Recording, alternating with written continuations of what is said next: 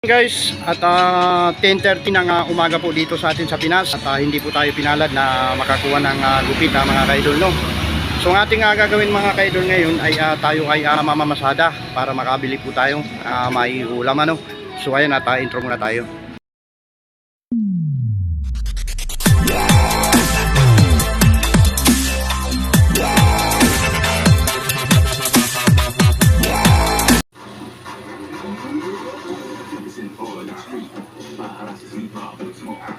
Starting to relax yung dreams with the tickets with Oil Extreme. You're trusted in our for sleep problems. Good morning. Bigat. Stop. That's I know. That's made with fresh eggs and milk that helps them grow. For more cookies. Everyday grow. So yan na nga po mga kaidol, kukunin ko yung aking tricycle upang mamasada tayo para may pambiling ulam mga kaidol, no? Ayan. Good morning. At ayun nga, napakainit ng panahon ngayon dito sa atin sa Pinas. Medyo ingat-ingat lang mga kaidol, no? Kasi napakainit talaga. Naligo ka pala muna tayo mga kaidol bago tayo mag-uumpisang mamasada. So dito nga pala ako guys, kanina nakarami ng bunga ng okra sa aking tanim na to. Ayan, at nagsanga-sanga na nga guys. At marami pang bunga maliliit. Hindi ko lahat kinuha pa nakuha. Medyo magulang na ito. Ayan. Ayun guys, nagsanga-sanga yung okrang naputol. At itong kakaibang papaya ko. Ayan. Ayan. Kakaibang papaya at hindi pa namumunga. Pagka namunga yan guys, update ko kayo, no? So ayan, tara na, biyahe na tayo. Biyahe na tayo. Motorcycle vlog tayo ngayon guys, no? Kasi ang dala-dala nating tricycle ay mayroong handle ng cellphone, ano? Ayan, at putulin ko muna mga kaidol, no? Saglit ko muna. So ayan na nga po mga kaidol, tara na, biyahe na tayo, no? Ito yung unang biyahe natin ngayon mga kaidol sa umagang ito. Paggabi guys, kumarahin tayo mga magkalauna siguro ng madaling araw. Kaya mag-vlog tayo maaga ngayon mga kaidol, no? Para makita nyo naman ang liwanag dito sa atin sa may Valenzuela guys, no? So ayan na medyo traffic mga kaidol.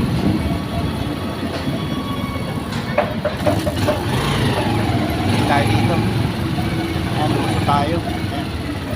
Kailangan kasi niya mga kaidol na marunong kang mag-lusot-lusot. Kung paano pa lumusot ng hindi delikado mga kaidol, no? So papasok tayo sa pinaka-terminal. Ayan, tingnan natin kung walang gaano mapila mga kaidol.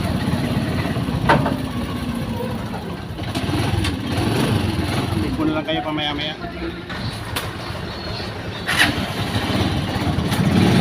Mga kaidol, 10:30 tayo pumila. At ngayon, una na tayo sa pila guys.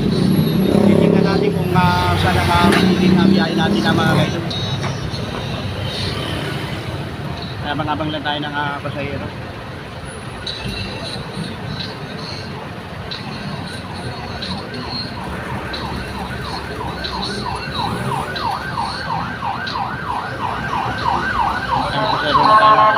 Sa ibang kaliwa po.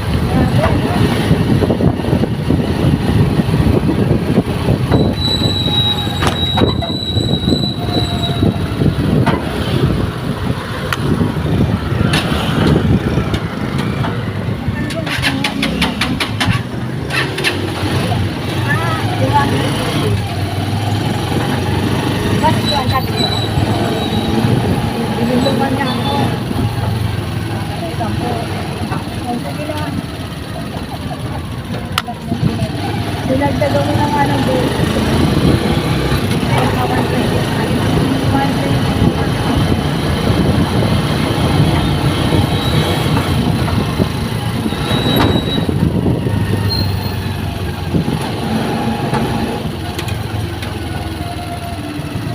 Ano na lang? Ha?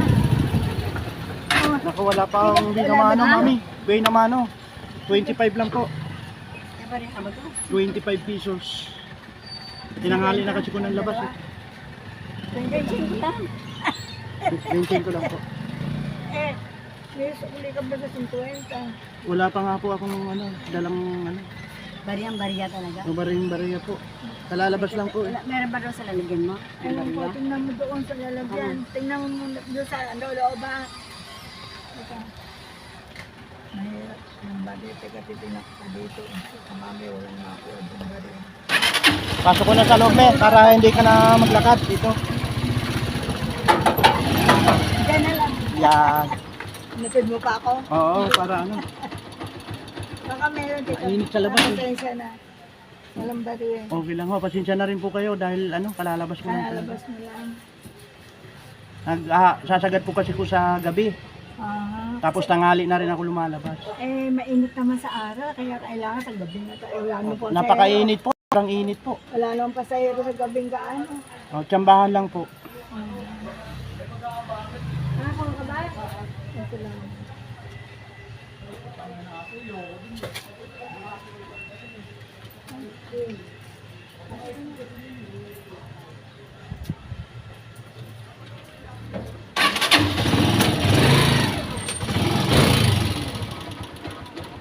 Thank you po.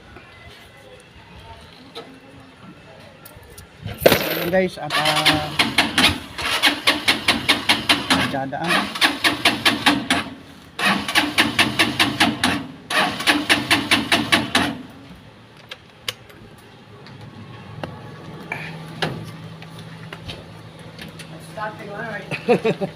Di nag-andar. Ano, tagan? Sabi ko rin mo, buli kasat tumaan si kwarta mo. Ah, Ikasat tumaan si kwarta mo. Kata ko lang, baga. Kaya gagapin kasi yung mundo. Ano na?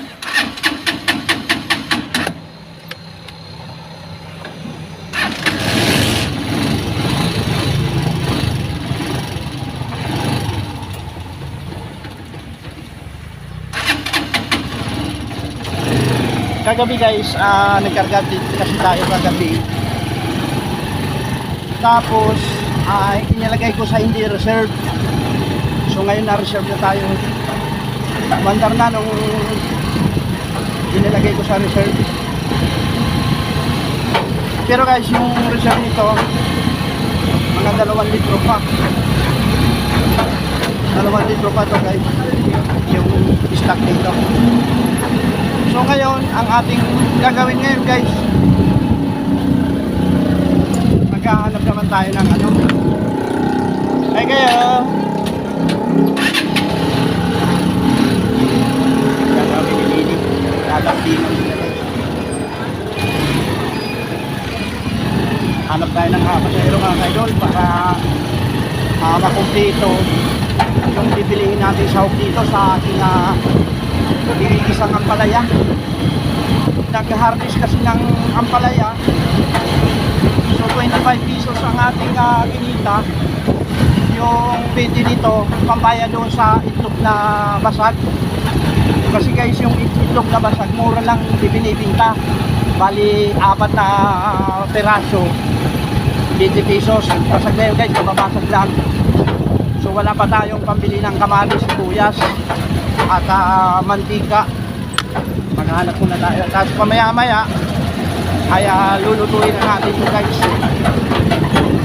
Hindi pwedeng magano guys, tagal kasi sa pilahan kasi napakatagal talaga ng pila. So dito sa lalagari or pag-ikot para maghanap ng pasahero, minsan na makakadyamba ka mga kaidol. Tara na, at hanap tayo ng pasahero dito. Ang gagawin natin dito guys, pagka wala doon hanggang San Roque, tayo iikot naman ang Esteban para maghanap ng pasahero para sa aking gagawing pagluluto dito sa Ginisang Ampalaya mga kaibigan.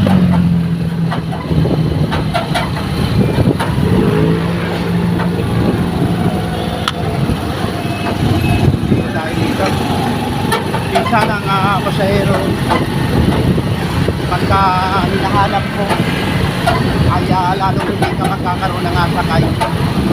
Pero baliwalain mo lang guys, tumigil ka lang at basta tuloy-tuloy ka lang sa pamamasada, makakakuha ka rin ng pasahero guys.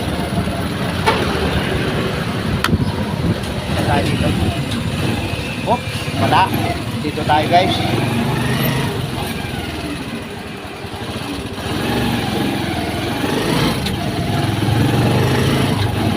Tayo ng Esteban mga kaidol. Pagka wala pa rin, ikot pa rin tayo hanggang sa makakuha tayo ng pasahero.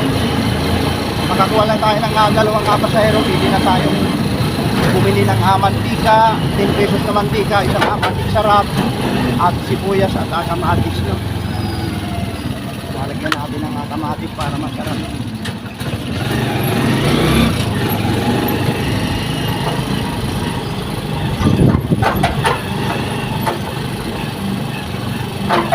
Dito papahiwa ko muna kay Mrs. Aalin niya.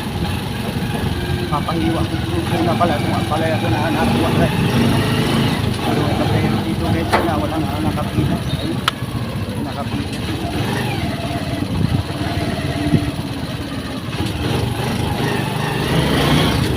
Marami nakapila.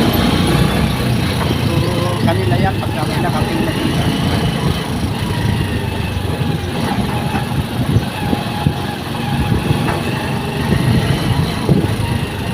Nasa Esteban tayo mga kaidol, no? Esteban kung tawagin dito, Esteban Lord. Ikot lang tayo.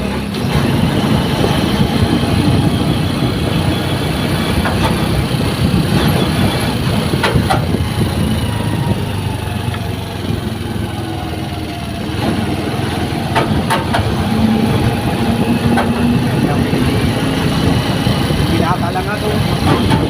Siguro maaay na yan. Makakapag-ikaw na tayo. Ako hindi na tayo pilingawan dito sa ngayon kasi yan yung mahal ko. Nag-iisa lang yan.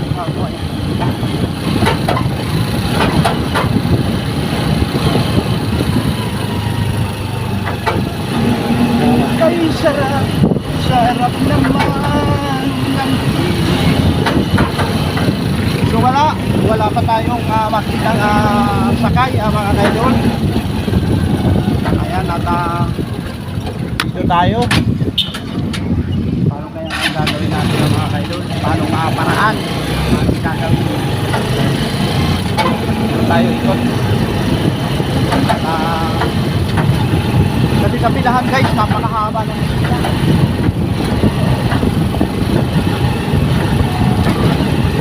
Pero pwede siguro guys, no, papahiwa ko na lang muna itong ampalaya sa misis ko.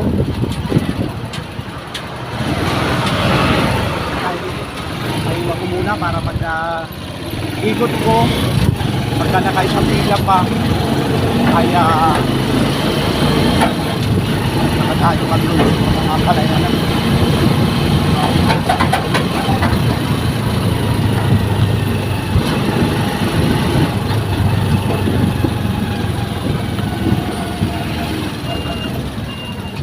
Okay.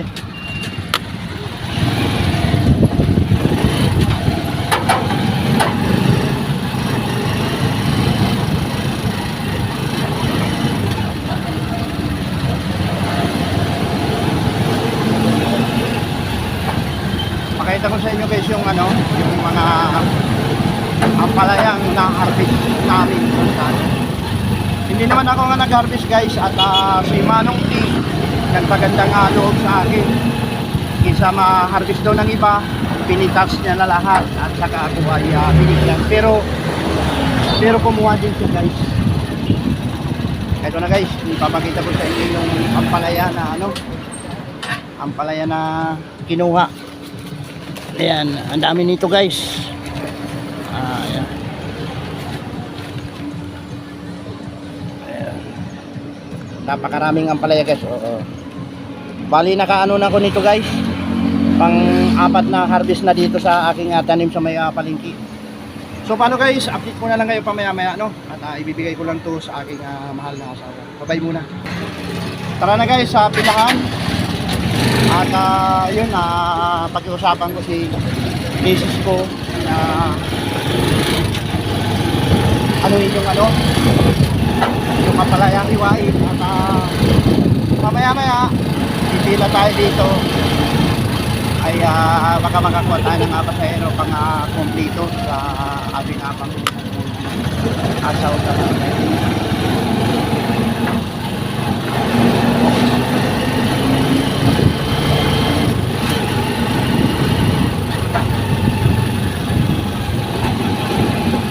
may kamatis mo pala doon guys no?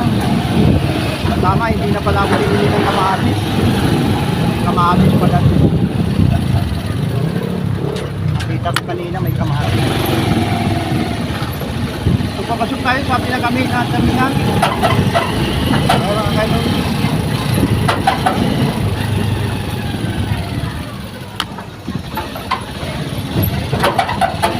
Hindi mahaba pa rin mga kaidol.